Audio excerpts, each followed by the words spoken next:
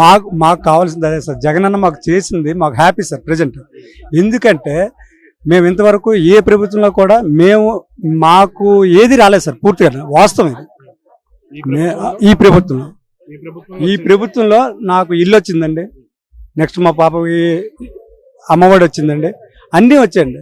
ఇప్పుడు ఇది ఆసరా, వైఎస్ఆర్ ఆసరా.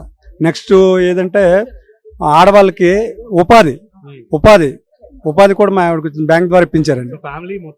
మొత్తం అందరికేనండి వస్తున్నాయండి. అవంతి